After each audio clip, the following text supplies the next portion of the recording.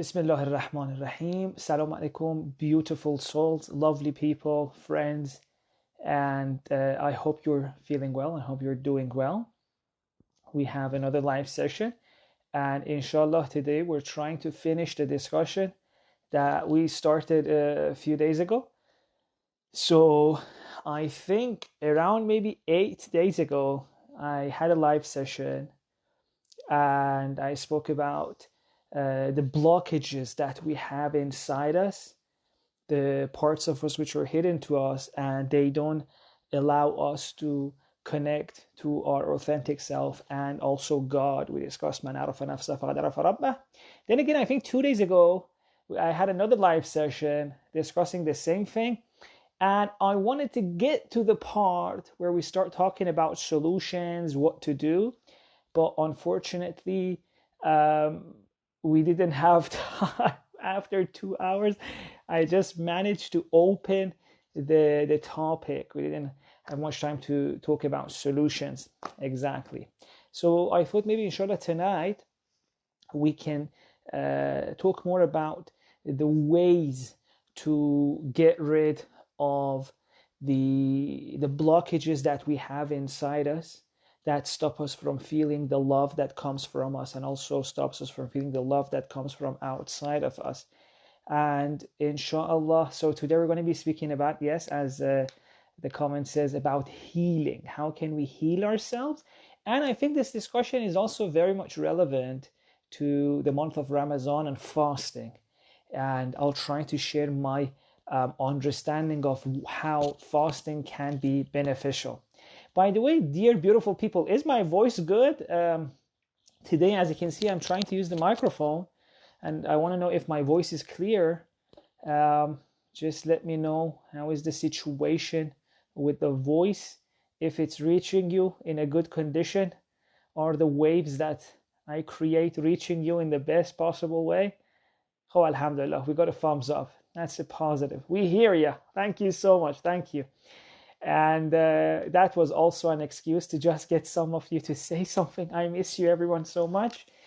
That's perhaps one of the toughest things about this whole lockdown situation. I miss seeing you people so much. It was amazing to go to events and talk to you, interact with the audience in a real face-to-face situation. This is more of a face-to-phone kind of situation.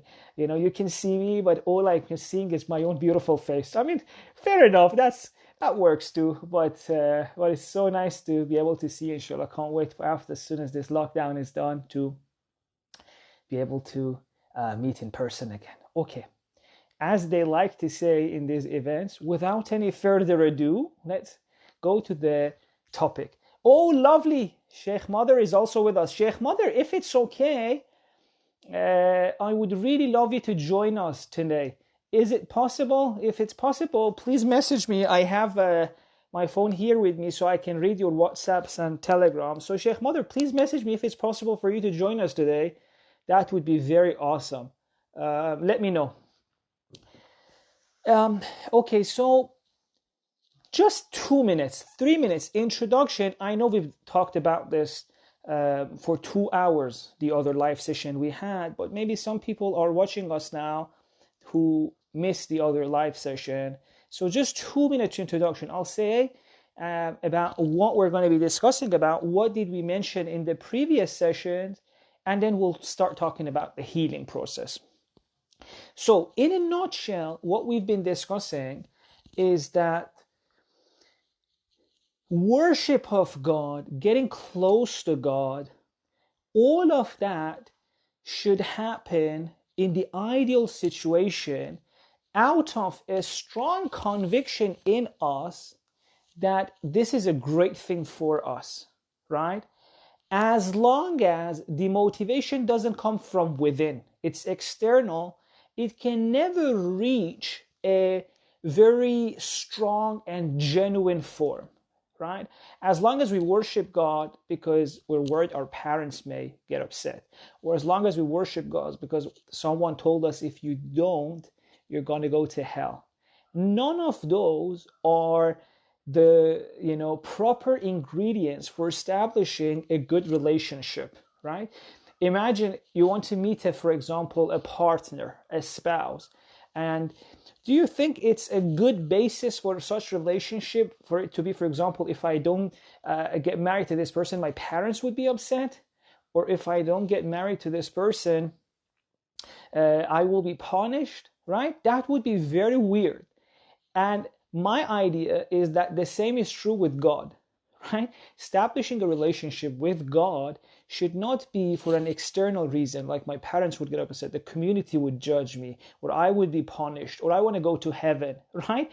Imagine if someone wanted to start a relationship in order to get, for example, financial gains. How would we think of that person, right? To marry someone in order to gain some material gains. Well, to say that I'm worshiping God in order to, for example, go to heaven kind of seems like the same thing.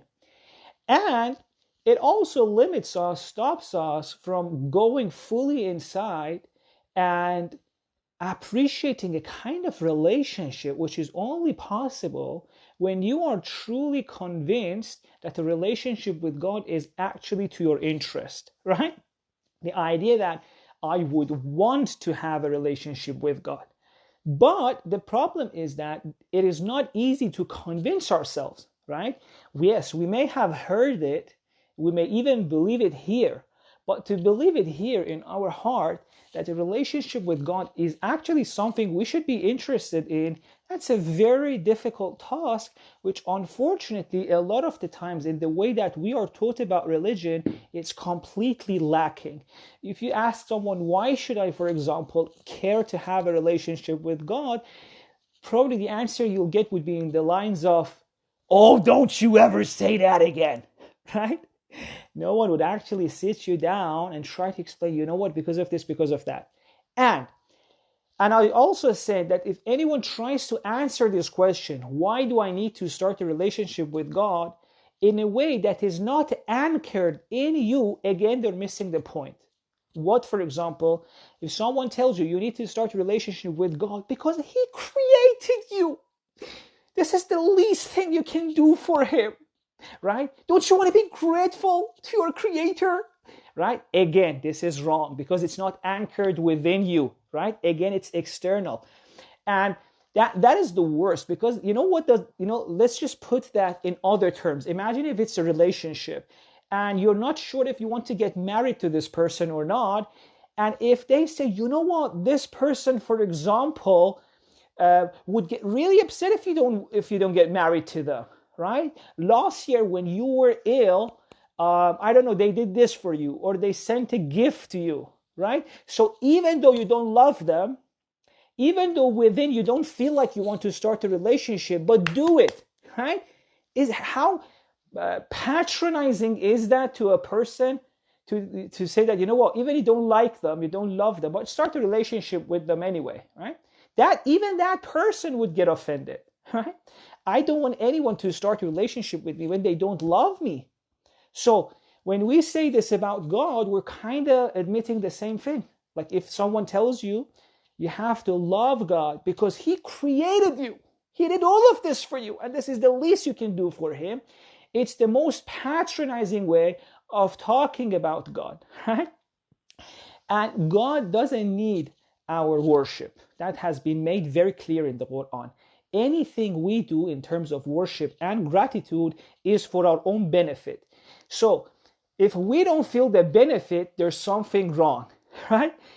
If God says in the Quran, I don't need your worship, I'm a ghani, I'm absolutely needless, right? Everything is for you. So if worship doesn't help God and we feel like it's not helping us, who is it for? That's the $1 million question. Some people answer it by saying it's for your benefit. You don't feel it now, you feel it after you die, right? For example, your punishment would be less or your rewards would be more. Again, that's wrong, because at least according to my understanding of religion, if something doesn't impact you here, it won't impact you there either, right? Worship should show its impact in this life, right? If we feel like after 10 years or 20 years of praying here, it's not changing us, that's a pretty good sign that even after we die, it's not going to help us. Who came up with this answer that worship is going to change your life, or even religion for that matter, after you die? The kind of people who couldn't see any benefit for religion now, but they could not let go of religion. You know what that would mean? The psychological guilt, the boycotting by their communities, the letting go of their identities. So what did they say? Well, religion is not doing much for me now. Worship is not doing much for me now. Fasting is not doing much for me now. Prayer is not doing much for me now. So it must help me after I die, right? Which is, as we said, missing the point again, right? We have so many hadith that tell us, and of course this is just so clear, that if you're not benefiting from it now, chances are you're not going to benefit from it much later on either. Hadiths about prayer. There are people who pray for 20 years, 30 years, but it doesn't impact them at all. Hadith about fasting. There are those who fast, but their only gain from their fasting is hunger, right? So, again, this shows that if we're not feeling it right now, there's something wrong. So, what is the situation? You're telling me, Sheikh Jawad, that I should only start a relationship with God because I should feel like it's something good for me, it impacts me, it helps me. And I don't feel that. So what's the point? That was the discussion we had 2 days ago. And I said in the 2-hour live discussion we had a few days ago, right? So now I'm just going to be summarizing it. If we're not going to go towards all the details, please forgive me if there's parts of it which are not clear as a result of me trying to summarize it. You can always ask me, or I can even send you the files from previous discussions. We've been through this in depth before, right? So I'll just try to say very quickly what is my way of trying to convince myself, and maybe you, that worship should be done for ourselves, and it's actually very good for us. The discussion was based around the idea that there are parts of us which are hidden to us, right? The idea was that there are parts of us that we are not aware of usually, right? So we said, for example, an easy way to make sense of this are the memories we have, right? Sometimes you smell a perfume and suddenly it takes you 20 years back. You remember that, oh, your cousins, used to use this perfume. Now, where was that memory all these 20 years or 15 years? It was hidden inside of you. It's part of you, part of your life, maybe even a very important part of your life. But what was it in a hidden place inside you? And then we discussed, if you remember, that in this layer, which is a lot of the times hidden from us, unless something happens and it triggers it to come out, there are more than memories. There are so many things, right?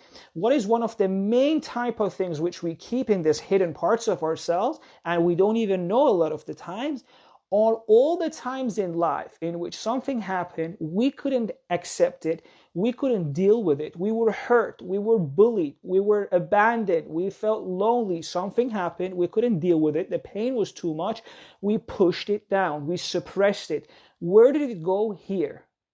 And we thought we are done with it, right? Because it was not in our experience anymore. We pushed it down to a layer of us which is hidden to us, right? But we said, unlucky for us, it goes down, but it doesn't go away. And it always communicates with us. How? Through emotions and thoughts. Right? Through emotions and thoughts. So the kind of things, the hurtful things that you push down are still there and come out in your experience through thoughts and emotions. How so? We gave a lot of examples. One example was, for example, you go to a friend's house, right? Imagine maybe 10 years ago at school, you were bullied for something, or maybe for your weight, right? You were overweight and they bullied you at school, and that really hurt you. Now, after 10 years, you're at friend's house, you're watching a movie, and in the movie, there's an overweight character which others are, for example, bullying, or something bad's happening to them. This immediately reminds you of the memories you had, right? You may not even feel this that this is anyway linked to that, right? But this memory triggers that bad memory you had, and this sends negative emotions, right? So you may not even remember why or understand what's happening. You just feel like, I feel bad here, right? I feel bad. Now, what is wrong with this? The thing that is wrong with this is that this will start to take control of our life, right? So imagine that day in the friend's house when you saw something in the movie which triggered one of the things inside you which you were insecure about. Even without knowing what has happened, you feel a negative emotion. And because you don't know where is this negative emotion coming, you identify with it, right? So you feel, I am sad. How do you interpret that? Instead of saying, okay, this is probably to do with a past experience in which I have not yet healed it, you say, oh, I'm feeling sad. That must mean that I am not okay with this situation. I myself doesn't like this. So you may say, you know what, guys, let's call it a day. I want to go home. So you thought you don't like to be there.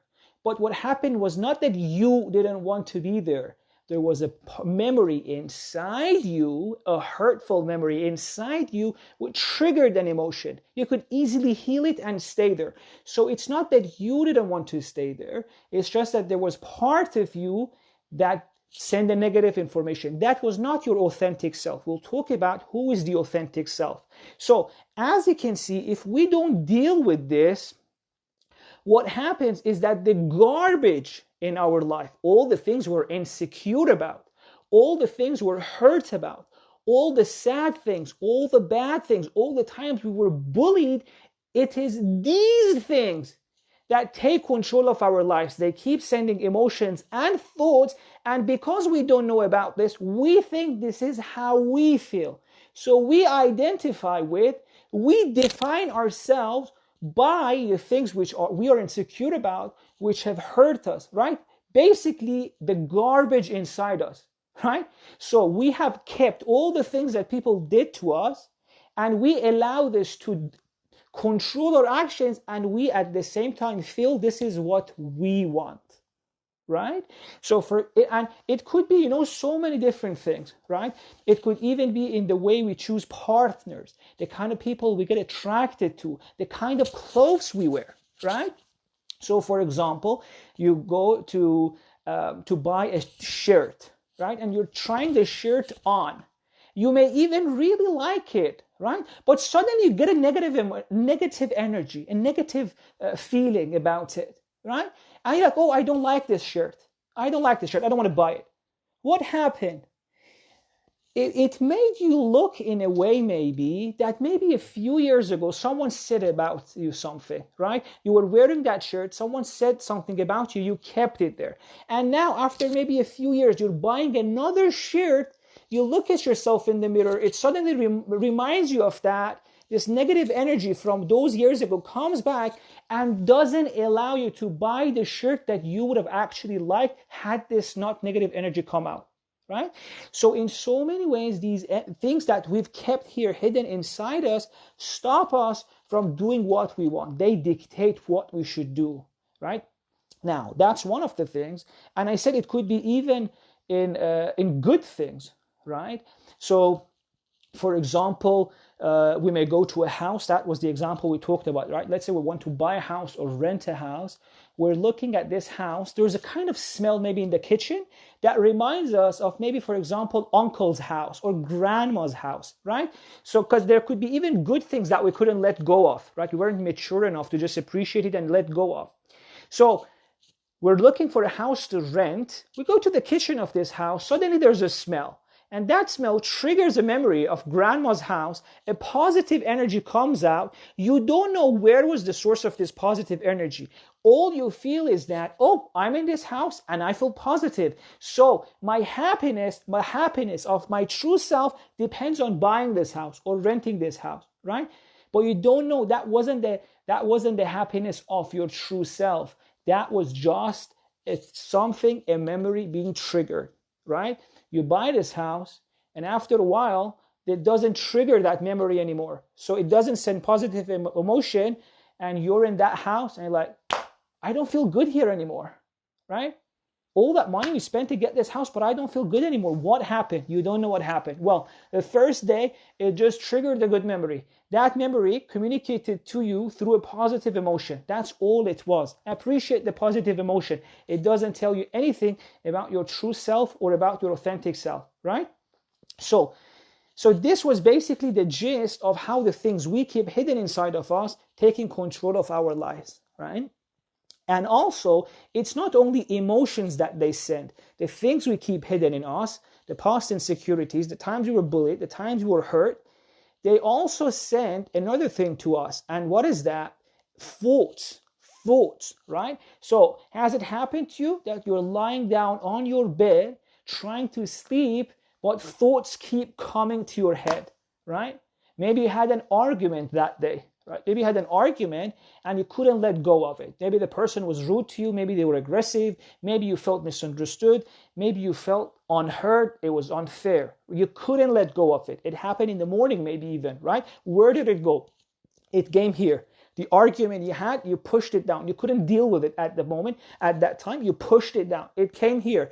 It wants to communicate to you. Either it sends emotions or it sent thoughts. So maybe during the day you were busy. A lot of things were coming from outside. But at night, you're lying down. There is no external factor to create emotions and thoughts. All there is the inside, right? At night, because thoughts and emotions can also be created by external factors. But at night, when you're trying to sleep, there is no external factor, probably, right? Unless you have a terrible mattress like we seem to be having, right? If you have a terrible mattress, that can send emotions as well. But other than that, it's just you. So there is no external factors. What happens? All the things you've kept inside you, they communicate with you, either through emotions or at night, usually through thoughts. So the argument in the morning that you push down starts communicating to you. How? You should have said this. You should have said that. I wish others knew that I am right. You know what? I should talk to him and make him feel that he was wrong, right? So it keeps sending thoughts, and you think this is you. You think you are thinking these. You think this is you trying to decide how today should have gone. But what you don't know, what I don't know, is that this is not me. This is just that memory that I pushed down. It's trying to communicate because it wasn't healed. It wasn't taken care of. Now it's sending all of these thoughts. You know what? You should have done this. You should have done that. Now, why does it send thought? You may be asking, right? Why is it communicating to me like that?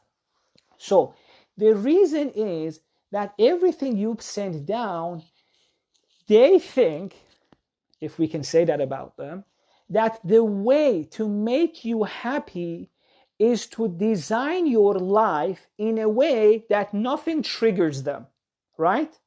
So, for example, if an argument upsets you, this part of you, this hidden part of you, thinks that the way to be happy for you is never to be in a situation again in which this part of you is triggered, right?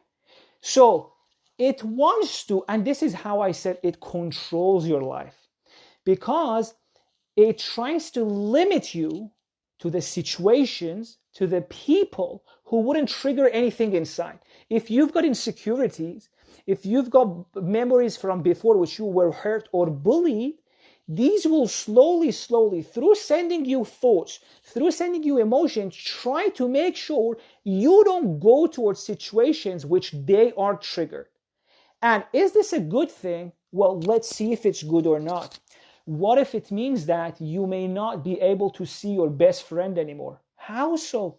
Well, imagine you have a best friend who just happens to be reminding you of something that happened 10 years ago, an insecurity or a bad memory, and it triggers you. You have two options.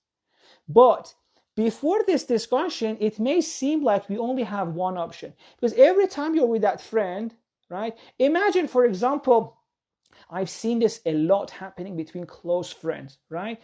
Maybe they all had dreams to make something out of themselves, dreams of careers when they were 20s. Then later on in their life, they were really close. They love each other. But one of them became successful, followed their dreams. The other one, for whatever reason, couldn't.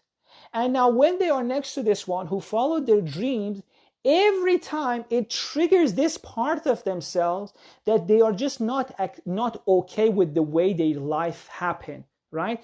The person, the friend who didn't reach his dreams or her dreams, or didn't, just life didn't work out for them the way they wanted. Because they haven't, accepted this, they haven't come into terms with this, they've pushed it down.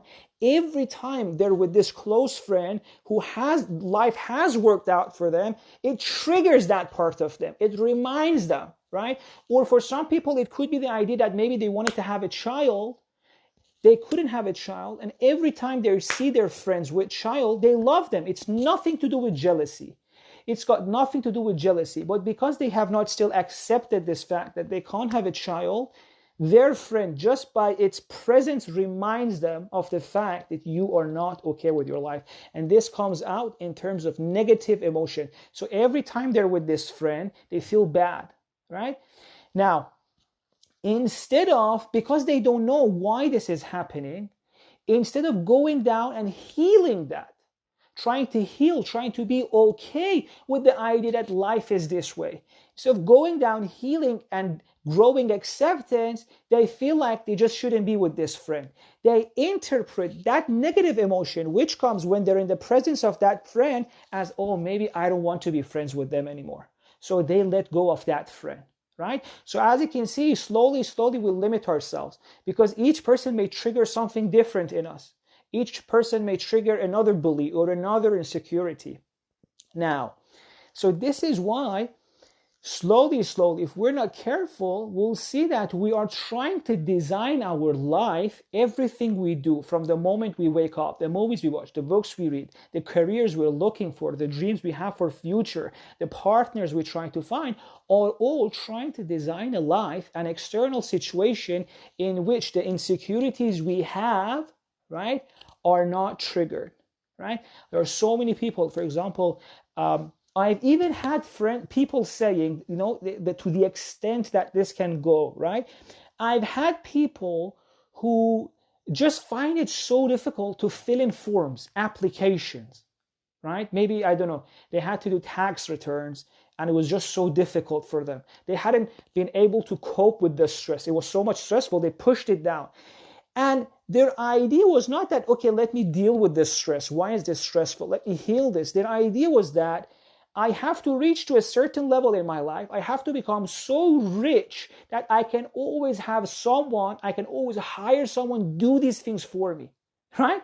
So something that has such an easy solution, just heal the stress, right?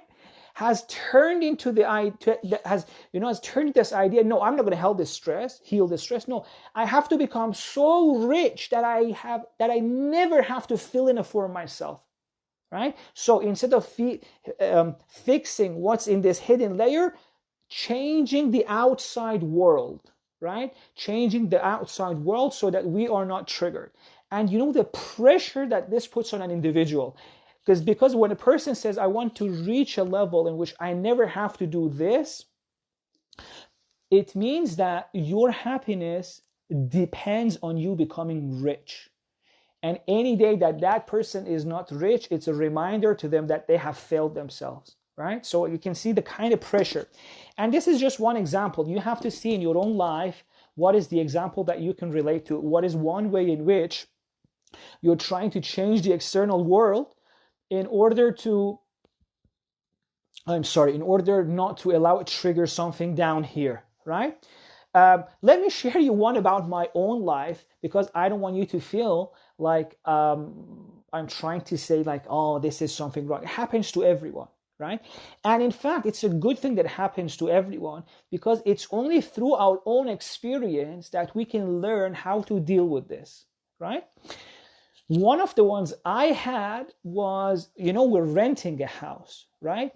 And I had so much stress about, initially, about our landlord, right?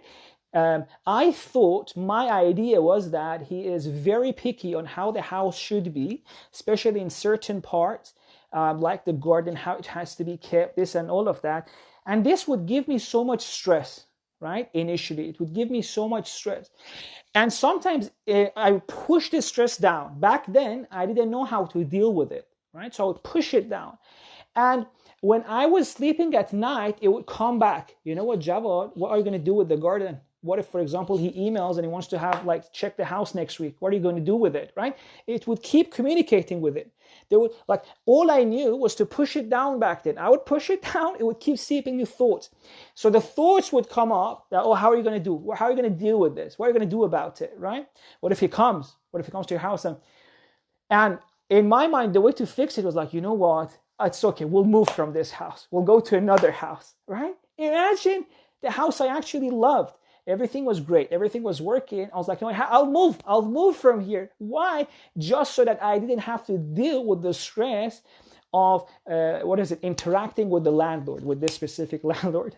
And the funny thing, subhanAllah, the way, life teaches you is that once I started to heal this, and inshallah from this point onwards we'll talk about how to heal this, how to deal with this.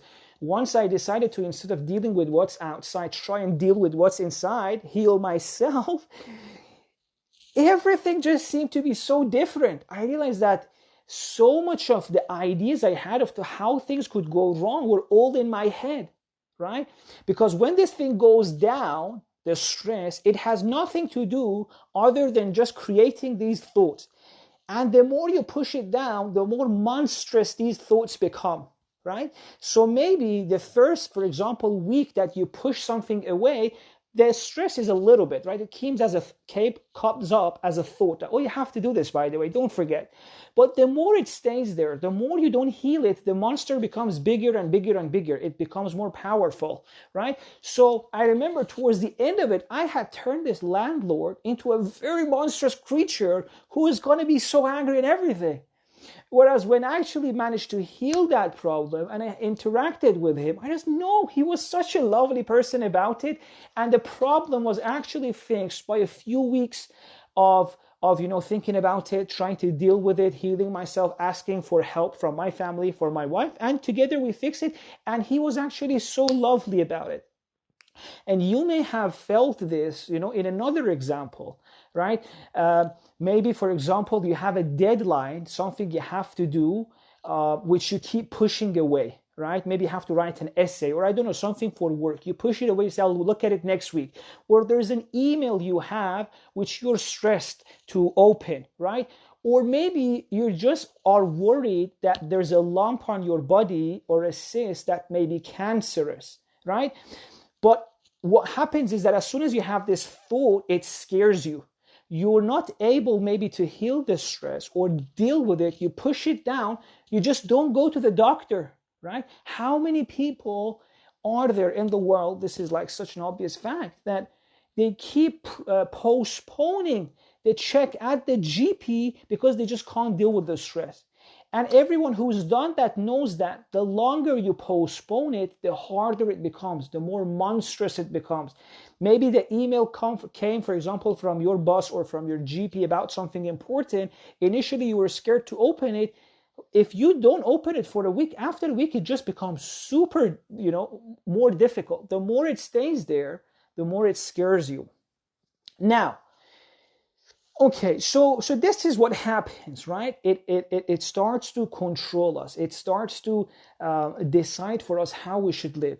It tells us that we should change the external world in a way that nothing triggers us inside, right? And the main way that it damages us, it's through this idea, right? So I've already started talking about how to heal, right? Because the main problem starts from the moment we think the way to deal with this uncomfortable feeling, be it insecurity, be it fear, be it stress, is that I have to change the outside world, right? As long as we feel that way, we are in the grip of this part of ourselves, in the garbage part, right? But the moment we start to realize that, hang on a second, no, maybe there's another way. maybe I can fix myself. Maybe I can heal this. So without anything changing in my life, just by healing myself, my life would be okay, right? So this awareness on its own is the most important step for us to heal this problem, fix this problem. And it's not an easy understanding, right? So it's not just me telling you. No, you have to be convinced of this. And it takes a long time, right? Because there are so many things which have stayed there for so long, right? That you just find it impossible for you to be ever okay with your life not changing, right? And it can be so many things, right? And now, let me just talk briefly also about the role of love, because that's how I want to link it to God. And then I promise, we're already started talking about the healing process, okay?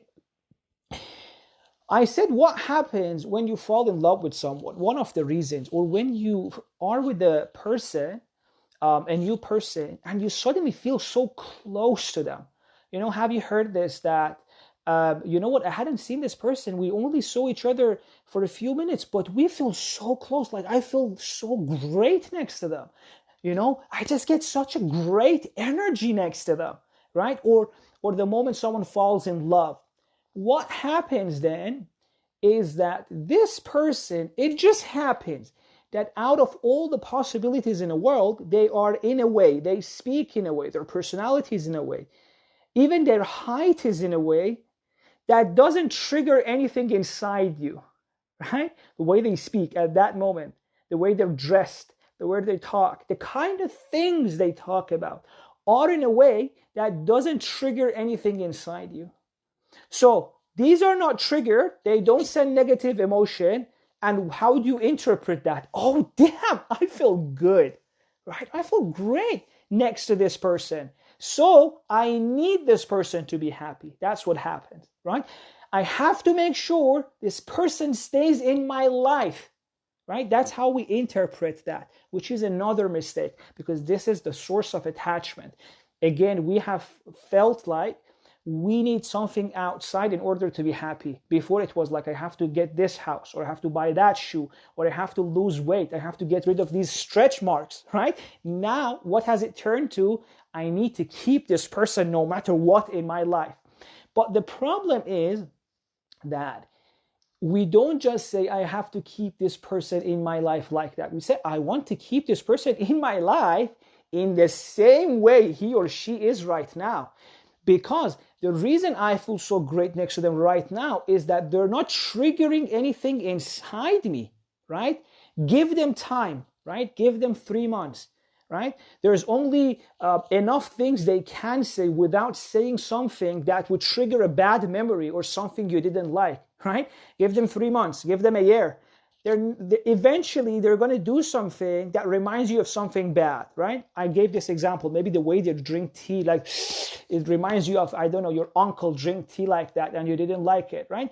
Give anyone enough time and they will do something which triggers something inside you, creates negative emotion, and you become angry at them. Why? Because you are not meant to be like that. You were my source of happiness. So don't you dare behaving in a way that triggers something in me, right?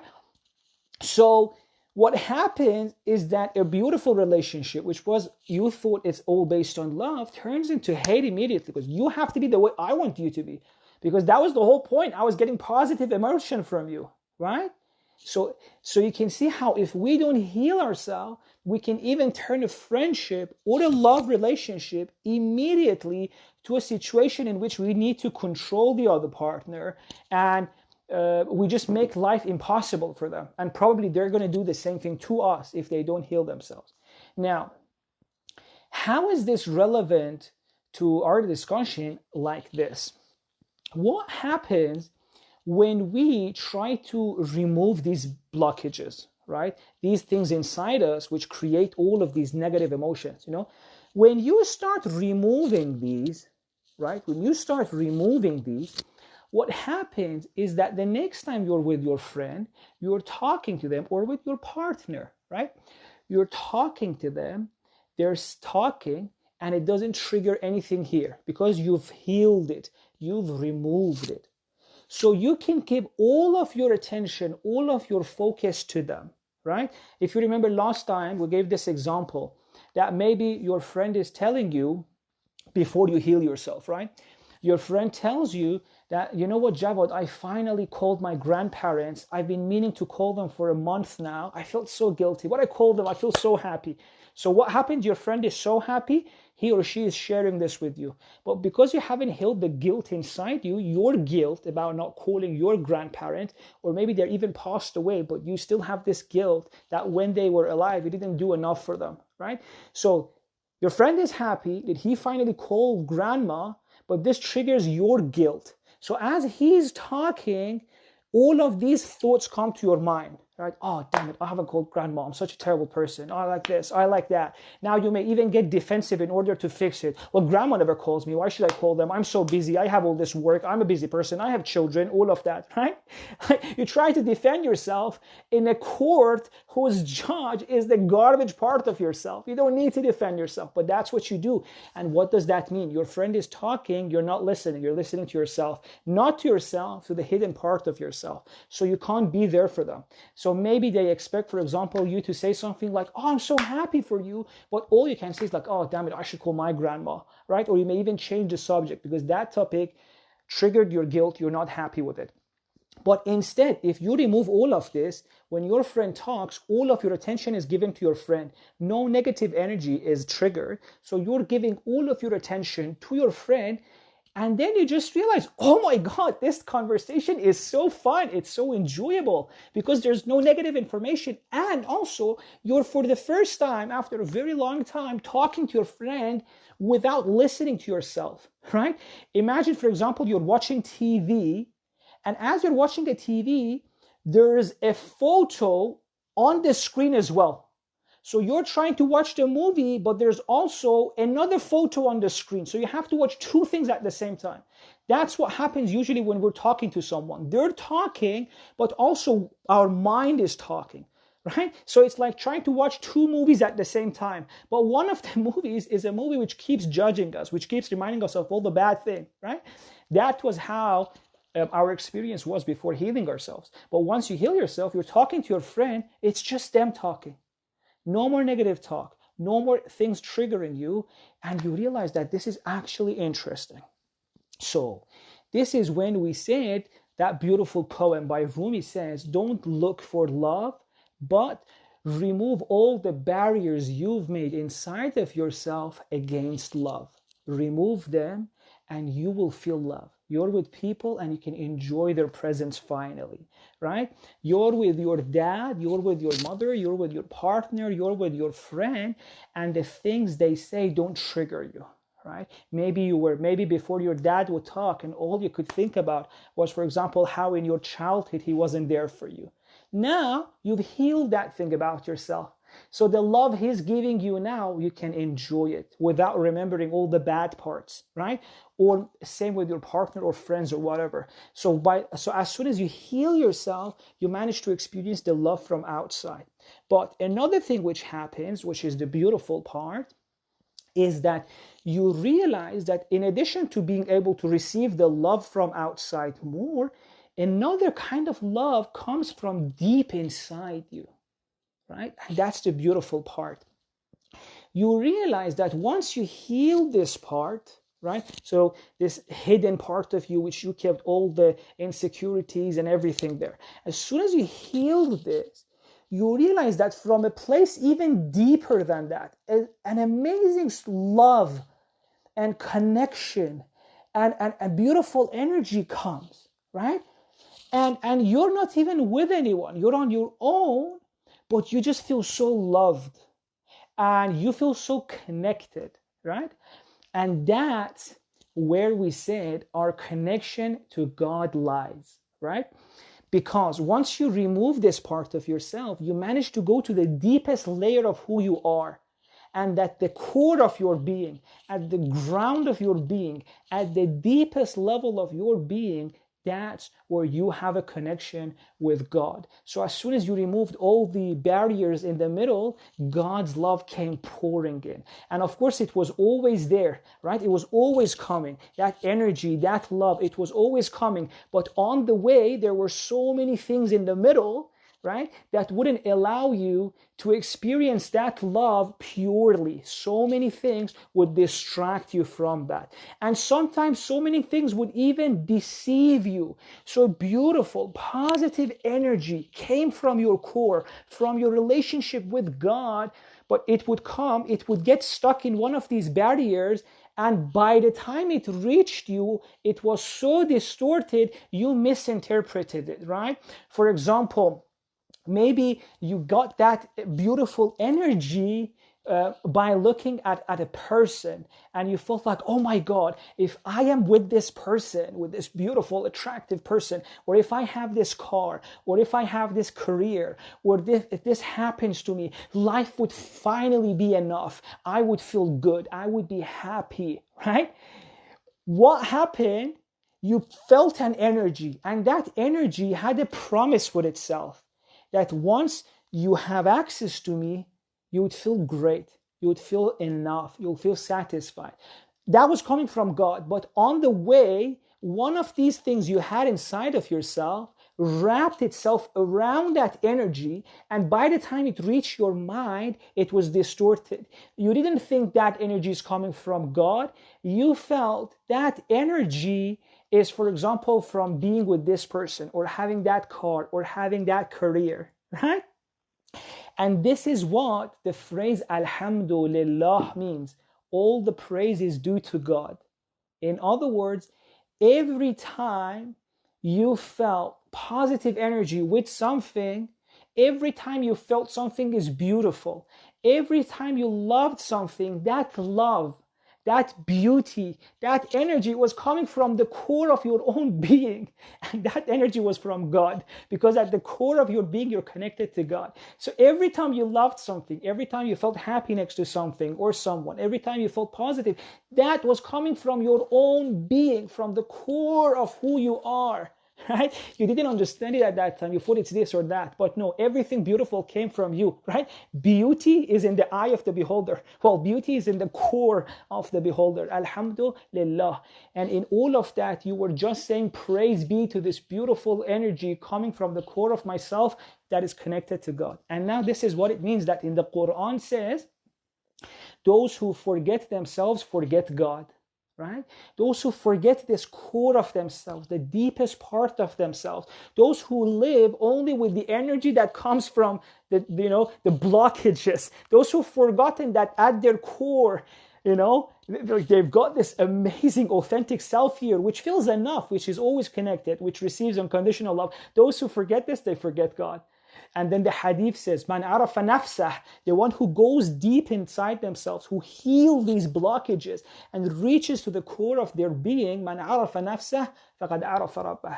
Once you go to the core of yourself, to the deepest place inside yourself, to the places which are right now hidden, and then you heal yourself and go even deeper, what do you find they're expecting you? You find God, right? And beautifully, and for everyone who's saying, will this be recorded? Sure, I'll try to record it. Okay, so don't worry, inshallah we'll record it, right?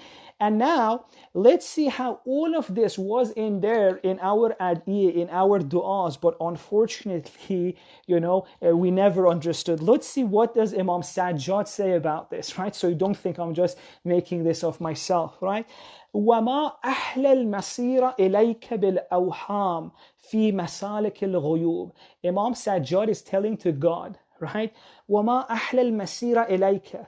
How beautiful, how sweet, oh God, is the journey towards you. Al-masira ilayka, the journey towards you. Now, the question is, when we want to get closer to God, when we want to journey to God, where do we go? Right? Do I go to the other room? Do I go to that country? Where do I go? Imam Sajjad says, you go inside. The journey to God is to go deeper inside yourself.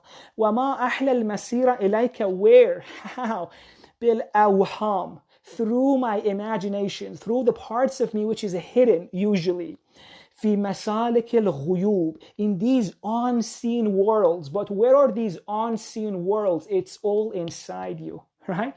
So if at the core of my being, if at the ground of my being is God, it's only by journeying inside myself through these, through these universes within me, which are now hidden to me, that I can find God. And once I do that, I see, oh my God, all of this love was already there. All of this, acceptance, it was all there. God's love, God's unconditional love was already there, right? And you see this in so many beautiful stories in the Quran as well, right?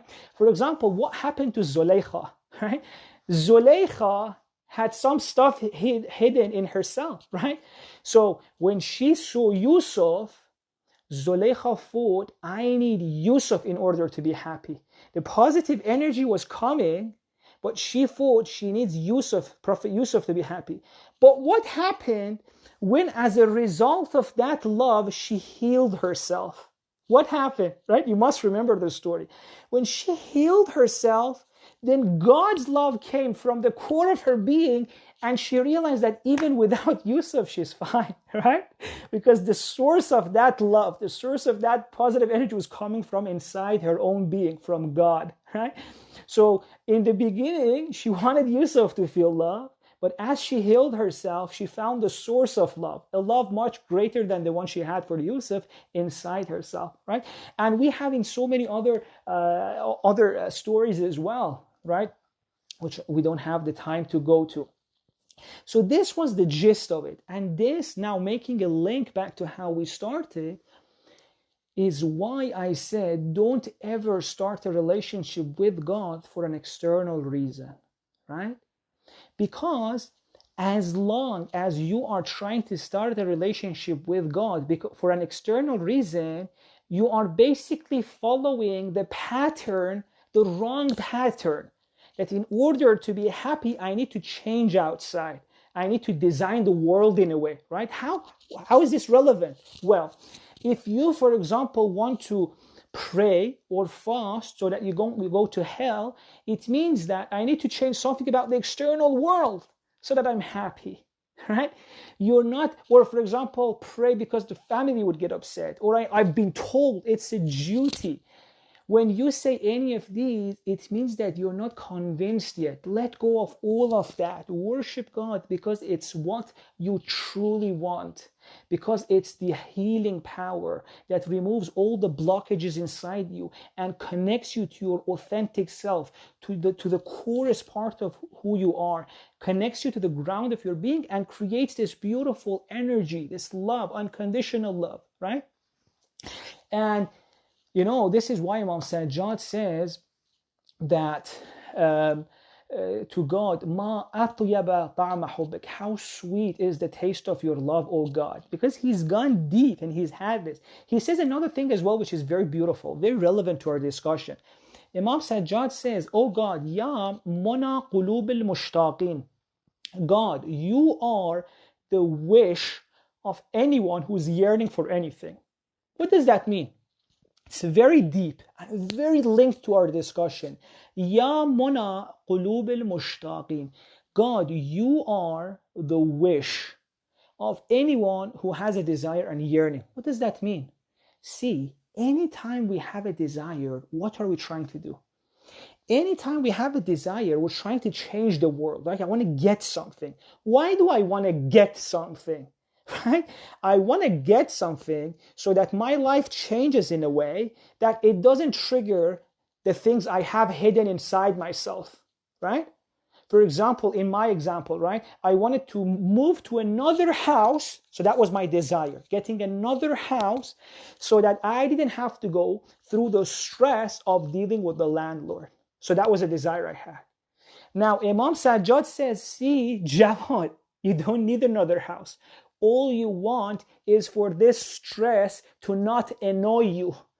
All you want is when you're lying down, you just don't want to be worried. You don't want to keep receiving thoughts, stress that how do I deal with my landlord? What should I do? Isn't that all you want? So remove this baggage, remove these barriers, these things that you've pushed down, which create this stress. Heal yourself. The stress would go, and you would feel the thing you want to be feeling in the easiest possible way.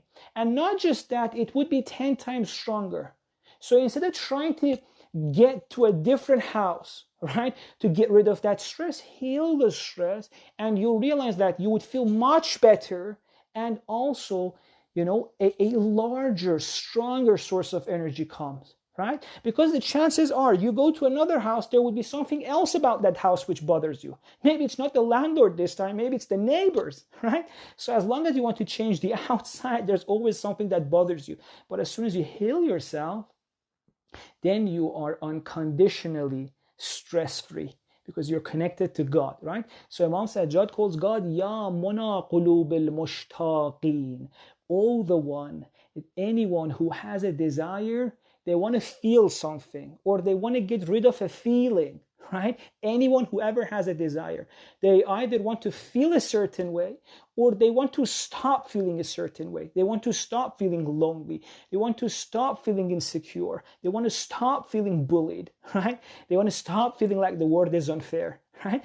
That's all they want. That's all we want. Imam Sajjad says, all of this, you can get it and much more when you heal yourself and you go down. When you connect to your true part, to the deepest part of who you are, you get all of that and much more, right? And that's what happens when you go to the core of who you are. You connect to God and you get energy, unbelievable sources of energy, okay?